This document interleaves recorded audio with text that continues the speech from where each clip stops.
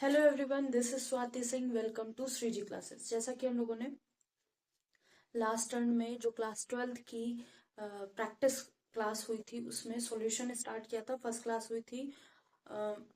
Second class में आज हम लोग करेंगे न्यूमेरिकल, जो एग्जाम्पल करा रहे थे। आज न्यूमेरिकल में एग्जाम्पल फिनिश हो जाएंगे सारे।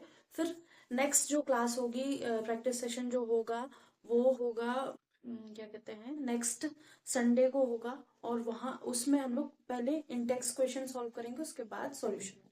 ठीक है, तो सारे कॉन्सेप्ट साथ साथ, जिन लोगों ने थ्योरी कहीं अपने आप से या कहीं से पढ़ के कंप्लीट कर ली है उसके लिए बहुत अच्छा। जिन्होंने नहीं की है वो लोग प्लेलिस्ट में जाके थ्योरी भी एक बार देख सकते हैं। जो टॉपिक आपको लगता है कि और पढ़ाना चाहिए या कोई चीज छूट गई है तो आप मैसेज करेंगे, हम आपको उसका क्लास प्रोवाइड कराएंगे। ठीक है, आज के लिए आज हम स्टार्ट करते हैं अपना। जो पहला हमारा क्वेश्चन है वो है vapour pressure of chloroform and dichloromethane at 298 Kelvin are 200 mmHg and 415 mmHg।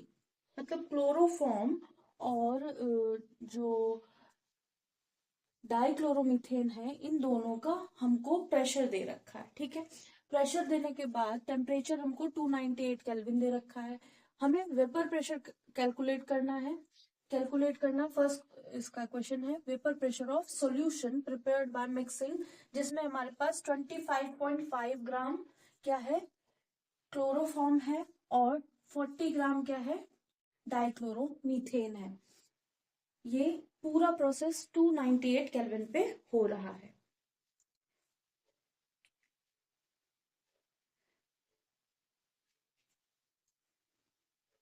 हमको वेपर प्रेशर कैलकुलेट करना है।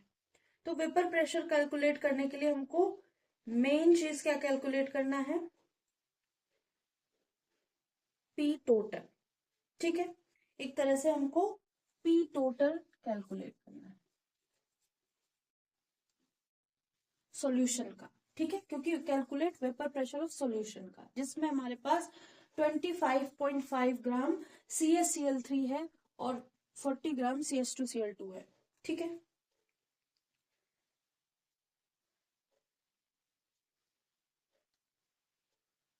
अब यहाँ पे इसका फॉर्मूला क्या होगा, यहाँ पे इसका फॉर्मूला होगा P total is equal to P1 naught. ठीक है, प्योर वेपर प्रेशर इनका प्योर फॉर्म में दे रखा है हमको, वो वाला। ठीक है, साथ में ऐड करेंगे plus P1 naught minus P2 not. ये वाला फॉर्मूला है, और यहाँ पे P2 माइनस P1 नॉट। ठीक है, into mole fraction P2 minus P1। ठीक है, ये प्योर फॉर्म में क्या है, दोनों का प्रेशर है। ठीक है, और साथ में क्या है, इसका X2 का मोल फ्रैक्शन।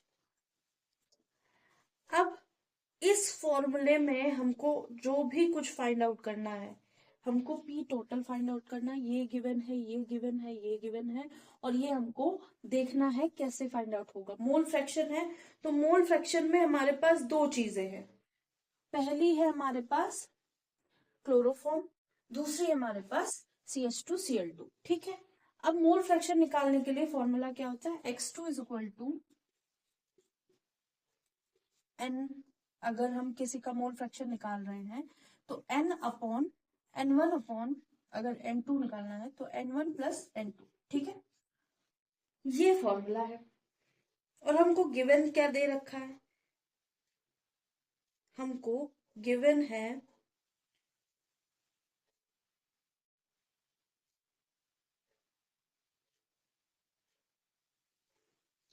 हमको यहाँ पे क्लोरोफॉर्म क्या है, जो भी कम अमाउंट में है उसको हम सॉल्यूट मान लेंगे, जो भी ज्यादा अमाउंट में है उसको हम सॉल्वेंट मान लेंगे। ठीक है, अब ये क्या है, हमारा कम अमाउंट में है तो ये हो गया सॉल्यूट, और इसी का ही हम यहाँ पे रख देंगे मोल फ्रैक्शन ऑफ सॉल्यूट। और ये क्या है, एक तरह से सॉल्वेंट। ठीक है, सॉल्यूशन के फॉर्म में है और कुछ तो गिवन है नहीं, तो यही हम लेके चलेंगे। अब हमको हमारे पास x2 है नहीं, n2 n1 भी नहीं है, तो हम पहले n2 n1 निकालेंगे।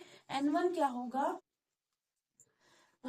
हम अगर n1 क्लोरोफॉर्म को मान लेते हैं या n2 क्लोरोफॉर्म को, कुछ भी कर सकते हैं, तो मोल फ्रैक्शन ऑफ, यहाँ पे कंफ्यूजन हटाने के लिए 1 2 की जगह CH Cl3 और second mole fraction of CH2Cl2।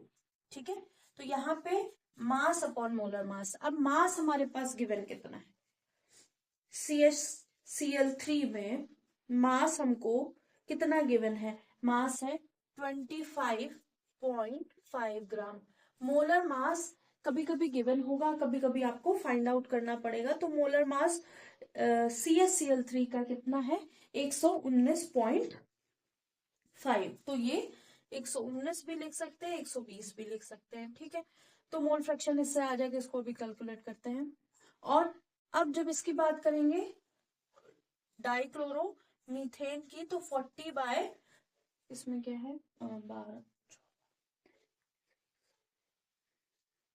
इसका मोल फ्रैक्शन हो जाएगा 85 ग्राम पर मोल। ठीक है, अब इन दोनों की वैल्यू हम कैलकुलेट कर लेते हैं। दोनों की वैल्यू कैलकुलेट करते हैं।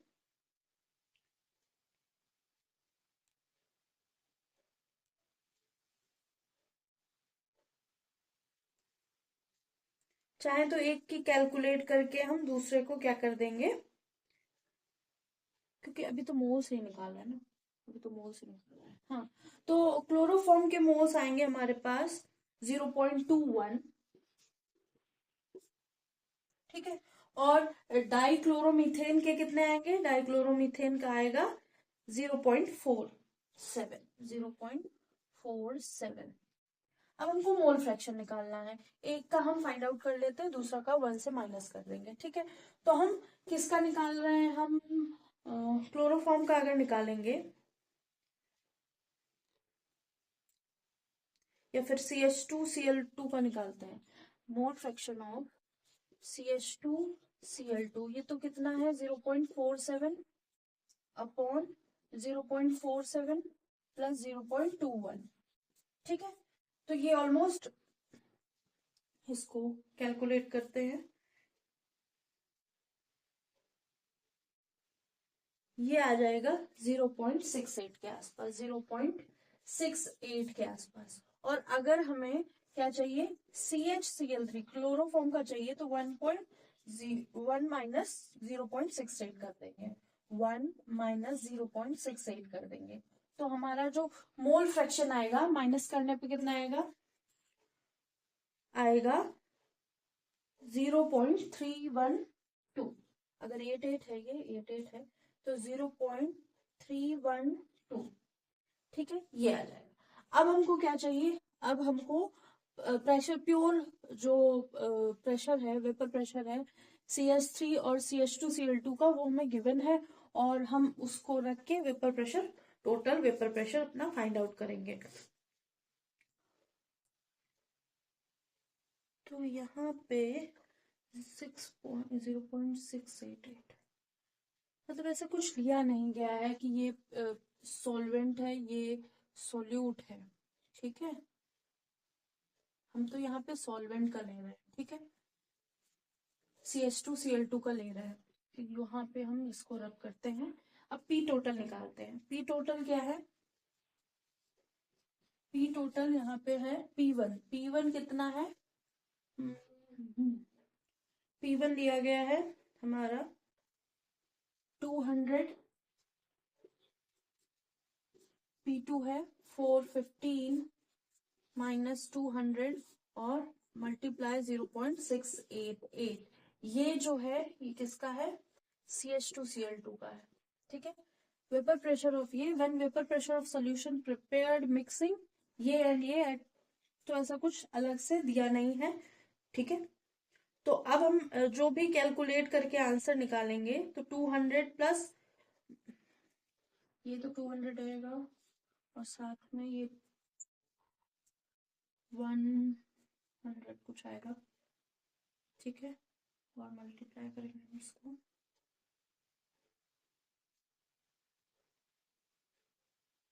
तो ये आ जाएगा 147.9। ठीक है, तो कितना हो गया 743.9, ये हमारा वेपर प्रेशर हो गया। ठीक है, mmHg, इसको नोट कर लीजिए। ये हमारा फर्स्ट क्वेश्चन था आज की क्लास का। तो हमको क्या चाहिए, वेपर प्रेशर चाहिए। वेपर प्रेशर में हमको कैलकुलेट करना है सॉल्यूशन का वेपर प्रेशर, तो पी टोटल ले लिया, P1 plus P2 minus P1 x2, ये फॉर्मूला की बात हुई है, ये होता है फॉर्मूला जब हम दो चीजें मिक्स करते हैं तब। ठीक है, फिर हमारे पास केवल वेट गिवन था और प्रेशर गिवन था। ये P1 है, ये P2 है, और P2 का ही यहाँ पे जो P2 है उसी का ही मोल फ्रैक्शन हम यहाँ पे लेंगे। ठीक है, तो अब P टोटल में हमको P तो पता है लेकिन x2 नहीं पता है।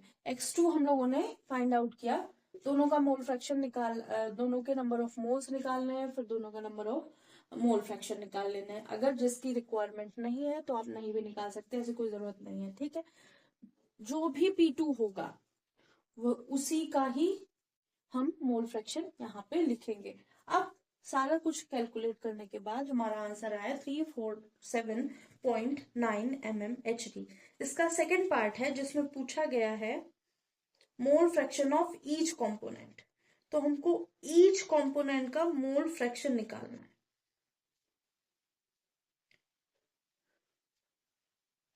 तो मोल फ्रैक्शन तो एक तरह से हम लोगों ने निकाल ही लिए हैं।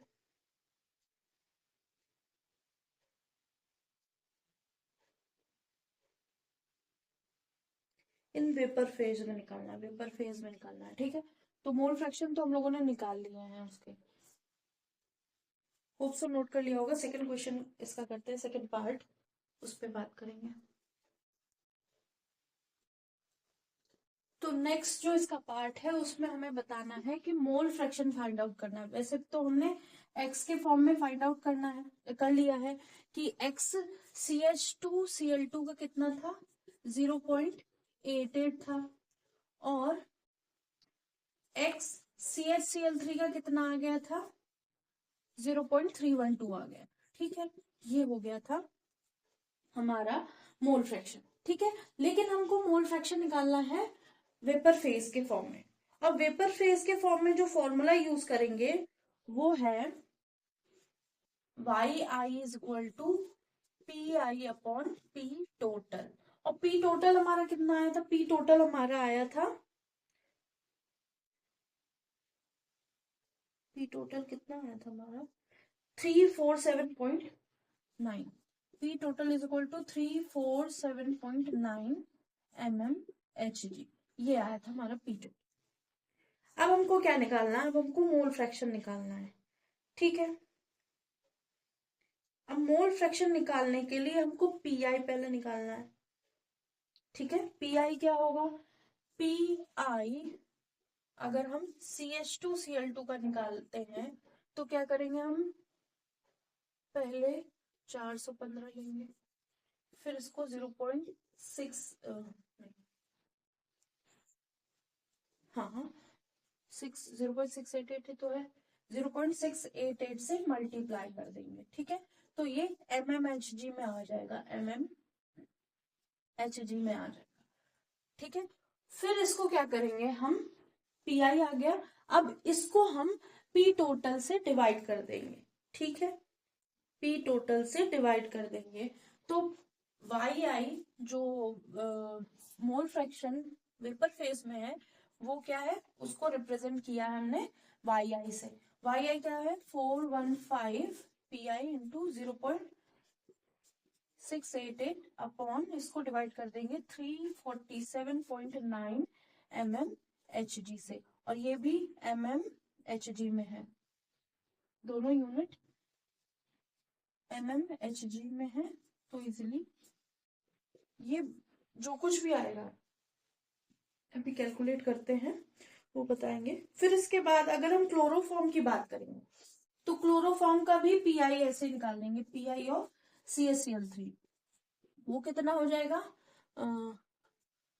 0.312, जो इसका मोल फ्रैक्शन है, मोल फ्रैक्शन इनटू प्रेशर, ठीक है, प्रेशर कितना है 200।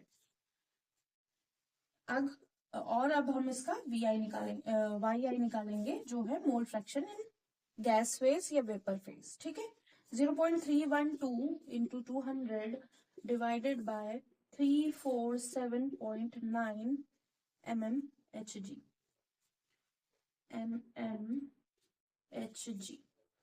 ठीक है। दोनों को एक साथ कैलकुलेट कर लेते हैं हम।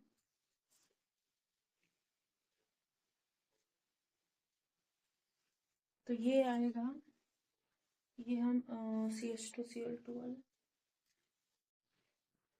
ये 0.82 आएगा, 82, और ये 0.818 आएगा, ठीक है, 18, ये 0. वैसे हम एक का फाइंड आउट करके 1 से माइनस कर देंगे तो भी दूसरा वाला मिल जाएगा, लेकिन एक बार जब आप क्वेश्चन प्रैक्टिस के पर्पज से कर रहे हो तो फिर आप पूरा ही देखिए कैसे एक्सटेंडेड फॉर्म पूरा कैसा है, उसका पूरा एक्सप्लेन्ड वे क्या है। लेकिन अगर जब आप क्वेश्चन अपने रिवीजन पर्पज से कर रहे हो तो शॉर्टेस्ट फॉर्म अपना देखिए और करते हुए चले जाइए, ठीक है। नेक्स्ट क्वेश्चन करेंगे, होप सो ये समझ में आया होगा।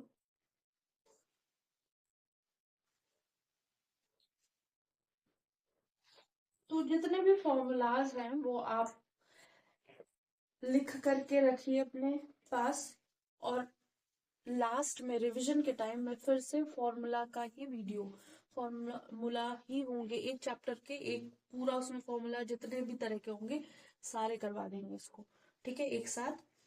होप सो ये जनवरी में स्टार्ट करेंगे, उससे पहले नहीं, ठीक है, उससे पहले जितना प्रैक्टिस कर सकते हैं उतना करेंगे। इसको रब करते हैं। तो हमारा क्वेश्चन है vapour pressure of pure benzene. Pure benzene का जो वेपर प्रेशर है 0.850, तो इसको P नॉट से डिनोट कर देंगे, ठीक है, P नॉट, ठीक है। At certain temperature a non volatile, एक कोई non volatile non electrolyte solid है जिसका वेट है 0.5 ग्राम, ठीक है, ऐड किया जाता है 39.0 ग्राम ऑफ बेंजीन, ठीक है, जिसका ठीक है, ठीक है, molar mass of benzene is 78 gram पर मोल, ठीक है, 78 ग्राम पर मोल है। वेपर प्रेशर ऑफ सॉल्यूशन, ठीक है, देन कुछ हो गया क्या क्वेश्चन का। Vapour pressure of pure benzene at a certain temperature is 0.5850. A non-volatile non-electrolyte solid weighing 0.5 gram when added to 39 gram of benzene जिसका मोलर मास 78 ग्राम पर mole है। Vapour pressure of solution comma then is comma है, जो vapour pressure of solution है वो कितना है 0.845 gram. What is the molar mass of solid substance.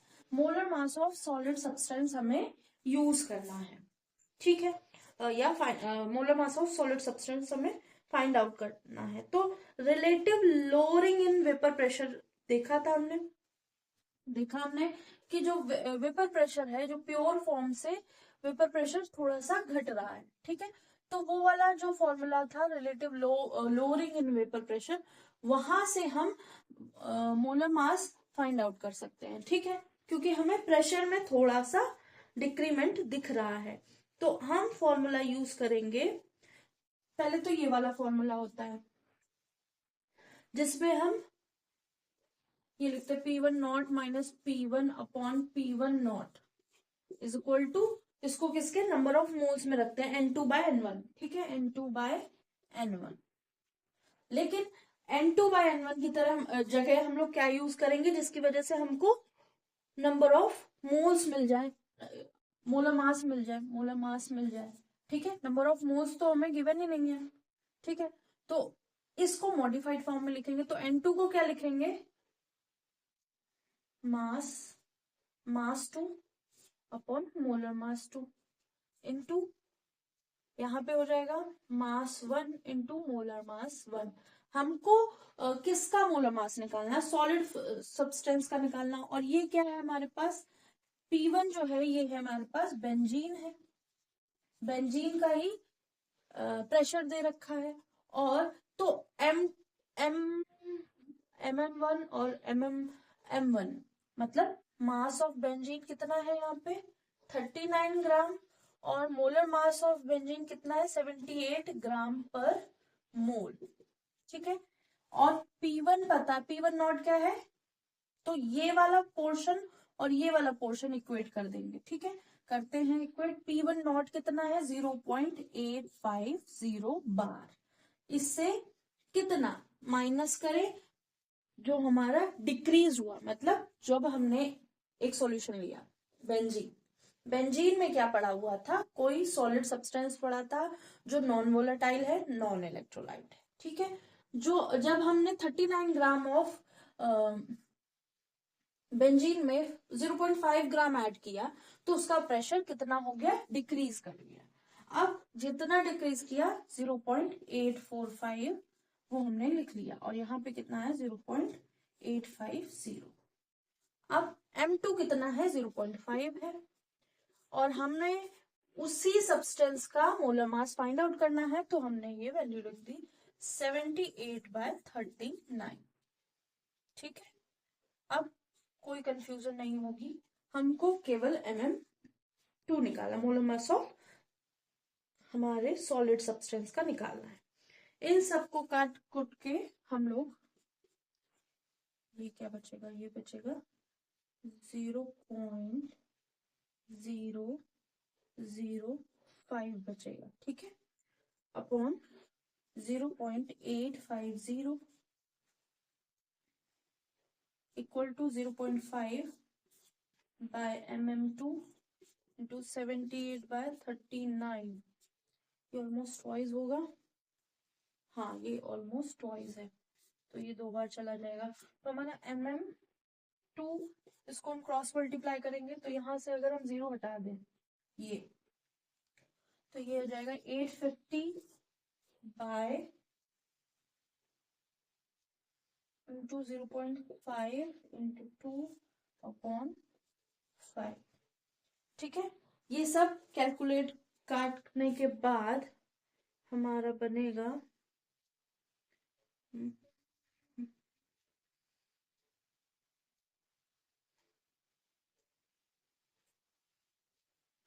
हमारा मोलर मास, कैलकुलेटर से कैलकुलेट करके बताते हैं।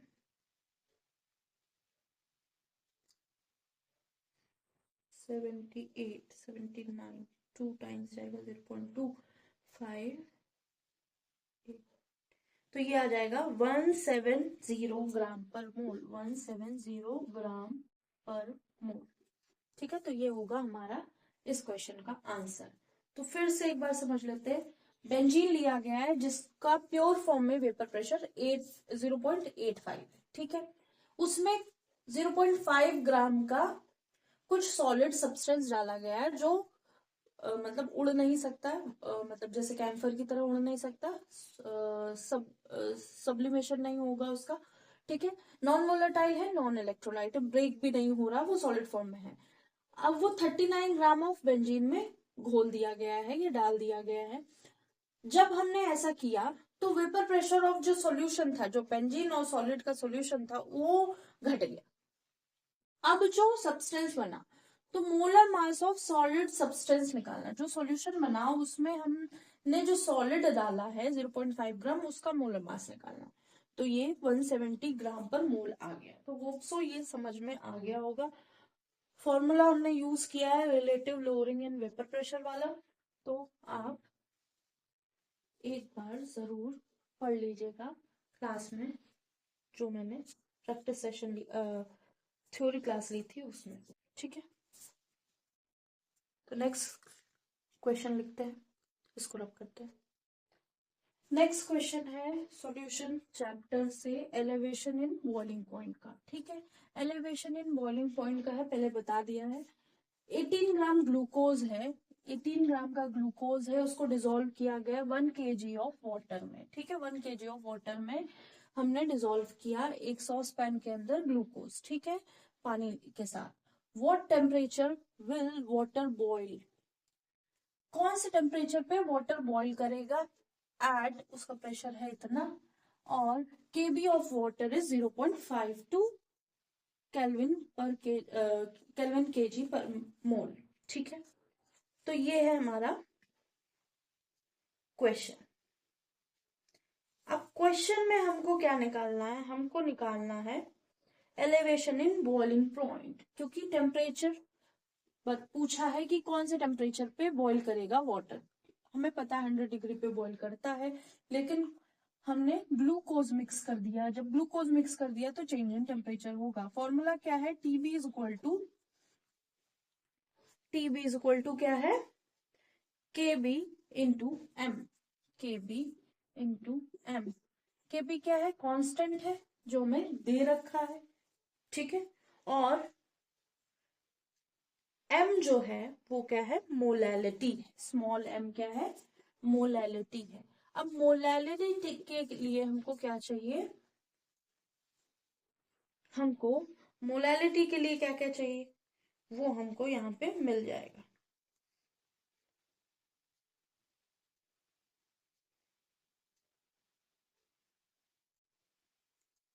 तो मोलैलिटी क्या फॉर्मूला क्या होता है, मोल्स पर केज। ठीक है, मोल्स अपॉन मास ऑफ। ठीक है, इसको हम फिर से लिखते हैं। ठीक है, 1 मिनट दीजिएगा। तो मोलैलिटी करने से पहले हम लोग क्या करते हैं, गिवन जो जो चीजें हैं वो लिख लेते हैं। गिवन हमारे पास पहली 18 ग्राम ऑफ ग्लूकोज। ग्लूकोज क्या है, ग्लूकोज जो है वो है 18 ग्राम है। ठीक है, सॉल्वेंट क्या है, सॉल्वेंट है हमारे पास 1 kg। ठीक है, अब और कुछ है, केबी की वैल्यू दे रखी, केबी की वैल्यू है केबी इज इक्वल टू 1 नहीं 0.52, केबी की वैल्यू 0.52 केजी पर मोल दे रखी। ठीक है, अब हमको पहली चीज फाइंड आउट करनी मोलैलिटी।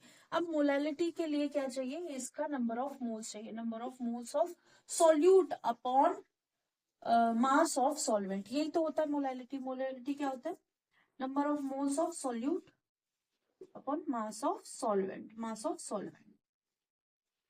ठीक है, तो ये क्या, इसका नंबर ऑफ मोल्स एन की वैल्यू निकालेंगे तो क्या है, molar mass of glucose C6H12O6, यही ग्लूकोज। इसको हम इसका मोलर मास निकालेंगे तो कितना आएगा, 180 आएगा। ठीक है, ये हो जाएगा 0.1।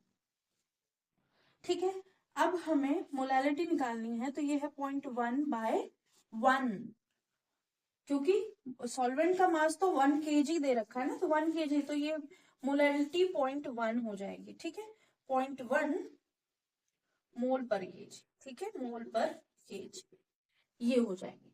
अब हमको मोलैलिटी की वैल्यू यहाँ रख देनी है। ठीक है, तो मोलैलिटी की वैल्यू हम रखेंगे वहां पे,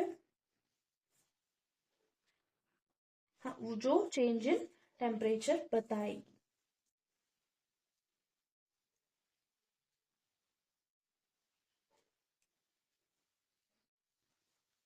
तो अगर एग्जैक्ट टेम्परेचर पता करना है तो वो भी हम पता करेंगे, लेकिन पहले हम change in temperature find out कर लेते हैं। तो हमें डेल्टा टी फाइंड आउट करना है। डेल्टा टी क्या है, केबी की वैल्यू 0.52 इंटू मोलैलिटी 0.1 है।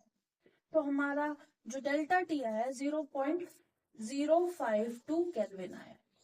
ठीक है,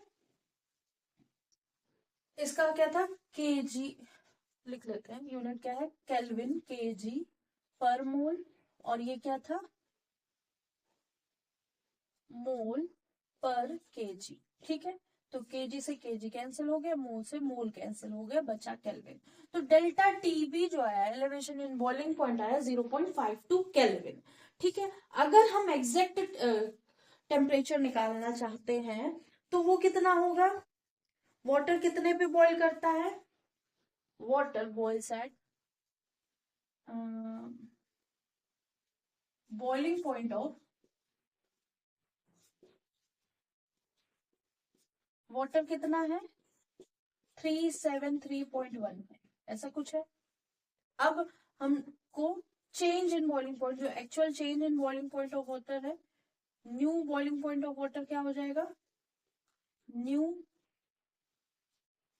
बॉइलिंग पॉइंट ऑफ वाटर, तो हम उसमें ये ऐड कर देंगे क्योंकि चेंज इन केल्विन और डिग्री सेल्सियस सेम होता है। तो 373.15 के साथ 0.052 ऐड करके केल्विन में ही निकाल लेंगे। ठीक है, तो ये रहा हमारा नेक्स्ट क्वेश्चन।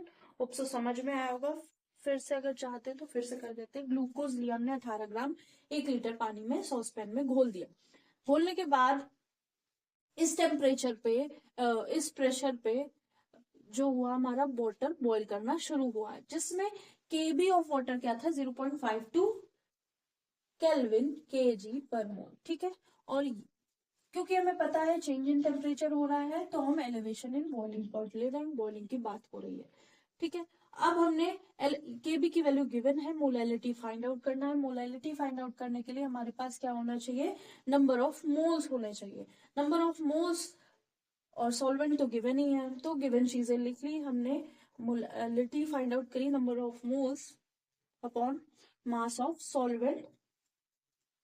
इसको फाइंड आउट करने के बाद मोलैलिटी की वैल्यू यहाँ रखी, यहाँ रखने के बाद हमारा चेंज इन टेम्परेचर या चेंज इन बॉइलिंग पॉइंट हमको देखने को मिला। तो at what temperature will water boil? तो अब जो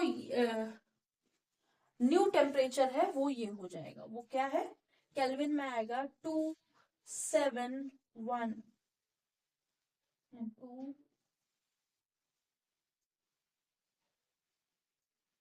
202.373। तो थोड़ा सा स्लाइड चेंज देखने को मिला हम लोगों को, जो हो गया 373.202 केल्विन। ठीक है, तो ये हो गया हमारा क्वेश्चन। इसको रब करते हैं, नेक्स्ट क्वेश्चन की तरफ बढ़ते हैं, जिसमें भी कुछ हमको नया सीखने को मिलेगा। तो होप सो ये नोट हो गया होगा। इसको रब करते हैं। तो ये रहा next question, boiling point of benzene. Benzene का बॉइलिंग पॉइंट एक्चुअली इतना होता है, ठीक है, 353.23 kelvin when 1.80 gram of non volatile solute. कोई सॉल्यूट है 1.8 ग्राम का, इसके अंदर डिसॉल्व कर दिया गया। हमारी बेंजीन है 90 ग्राम। ठीक है, boiling point is raised to, boiling point raise कर गया to 354.11 kelvin. Calculate molar mass of solute. हमें मोलर मास ऑफ सॉल्यूट निकालना है, केबी ऑफ बेंजीन गिवन है। ठीक है, अब जो हमने फॉर्मूला लिखा था वो क्या था? Delta T is equal to K B into molality. ठीक है, अब इसमें जो हमको ये फॉर्मूला यूज करना है, हमको इसी फॉर्मूला को यूज करके हमको क्या निकालना है? मोलर मास ऑफ सॉल्यूट निकालना है। ठीक है, मोलर मास ऑफ सॉल्यूट निकालना है। अब हमारे पास जो जो चीजें हैं वो एक बार ब्रेक करके लिख लेते हैं। तो delta T B is equal to K B, और मोलैलिटी को ही ब्रेक करके लिखेंगे। ठीक है, और कुछ तो है ही नहीं इसमें, तो मोलैलिटी को कैसे ब्रेक करके लिखेंगे? मोलैलिटी होगी n upon number of moles of solute upon mass of solvent in KG. Solvent का मास केजी में होना चाहिए, लेकिन हमारा सॉल्वेंट का मास क्या है? ग्राम में है। ठीक है, उसका प्रॉब्लम भी सॉल्व करते हैं। K B into number of moles क्या होते हैं? Mass of solute. Mass of solute कितना है? 1.8 ग्राम अपॉन, इसको मिडिल बनाते हैं, molar mass of solute multiply करेंगे, मास ऑफ सॉल्वेंट क्या है, डिनोमिनेटर में मास ऑफ सॉल्वेंट, ठीक है। और क्योंकि यहाँ पे मास ऑफ सॉल्वेंट ग्राम में है तो इसको ग्राम में लिखेंगे और 100 से डिवाइड करेंगे जो न्यूमरेटर में चला जाएगा। तो हमारा फॉर्मूला बेसिकली क्या बन गया, delta T B is equal to K B into M mass of solvent upon M of sorry solute है, solute mass of solute, solute क्या है, कोई भी सब्सटेंस है, ये भी molar mass of solute 2000 divided by mass of solvent, M of solvent लिख लेते हैं सीधे, एम ऑफ सॉल्वेंट, ठीक है। अब सारी वैल्यूज रख लेंगे, हमको मोलर मास ऑफ सॉल्यूट चाहिए, हमको ये चाहिए, हमको क्या चाहिए, ये चाहिए, तो इसको हम उठा के इधर ले आएंगे, तो हो जाएगा मोलर मास ऑफ सॉल्यूट, ठीक है। डबल एम इसलिए लिख लेते हैं कि दिक्कत ना हो, वैसे डब्ल्यू से भी रिप्रेजेंट किया जाता है, ठीक है। तो ये हो गया K B into M of solute divided by T B, delta T B, delta T B into 1000 upon mass of solvent. तो ये हमारा फॉर्मूला बन गया, ठीक है। वैसे डायरेक्ट फॉर्मूला आप ये याद कर सकते हैं, ठीक है। अब हम क्या करेंगे, सॉल्व कर लेंगे। हमको क्या करना है, सॉल्यूट का निकालना है, मोलर मास सॉल्यूट का, ठीक है। केबी की वैल्यू कितनी है, केबी की वैल्यू है 2.53, एम ऑफ सॉल्यूट की वैल्यू कितनी है, एम ऑफ सॉल्यूट की 1.8 है, into 1000 divided by delta TB. अब डेल्टा टीबी निकाल लेते हैं, डेल्टा टीबी क्या है, हमारा मेन ये इस पे हीट होना था लेकिन चेंज होके इतना हो गया, तो कितना हो गया 354.11 केल्विन, माइनस करेंगे 353.23 केल्विन,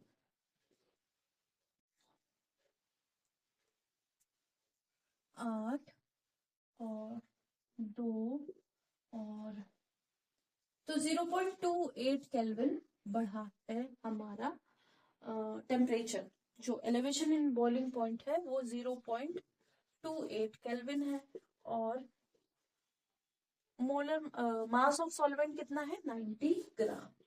अब हम इसको पूरा क्या करेंगे, कैलकुलेट करेंगे कैलकुलेटर से, एग्जाम में कैलकुलेटर नहीं यूज किया जाता है। ये कितना है, ये है तो यहाँ पे 8 होगा, ठीक है, 0.88 होगा, मैंने 8 की जगह, ठीक है, हाँ। तो अब ठीक है, अब हम कैलकुलेट करेंगे कैलकुलेटर से, तो इसका आ जाएगा 58 ग्राम पर मोल, ठीक है।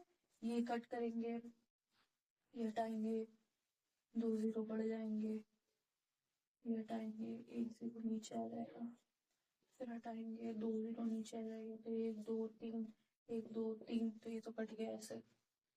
बाकी आप कैलकुलेट कर सकते हैं कैलकुलेटर से भी एग्जाम में, लेकिन आपको एग्जैक्टली निकालना होगा।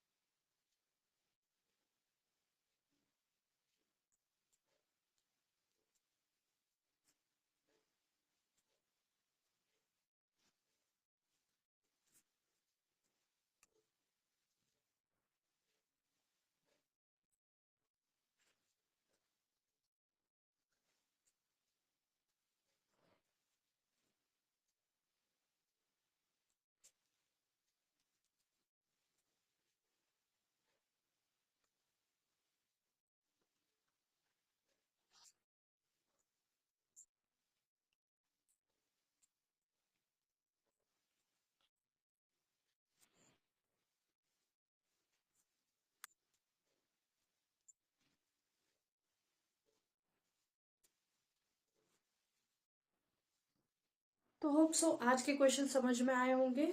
एलिवेशन इन बॉइलिंग पॉइंट के क्वेश्चन हो गए हैं एग्जाम्पल के थ्रू, जो जितने भी एग्जाम्पल थे वो। अब डिप्रेशन इन फ्रीजिंग पॉइंट के क्वेश्चन 2 हैं और एक ऑस्मोटिक प्रेशर का क्वेश्चन है। 3 क्वेश्चन है, नेक्स्ट क्लास में करेंगे। आज के लिए इतना ही। लाइक कीजिएगा, सब्सक्राइब कीजिएगा, शेयर कीजिएगा और कमेंट कीजिएगा आपको क्लासेस कैसे लग रही हैं। और आप लाइक करेंगे, ज्यादा से ज्यादा शेयर करेंगे तो number of videos, number of classes और भी बढ़ सकती हैं। और किसी को भी हैंड रिटन नोट चाहिए तो उसके लिए भी आप कमेंट कीजिएगा, हम आपको कॉन्टेक्ट करेंगे। आज के लिए इतना ही। Thank you.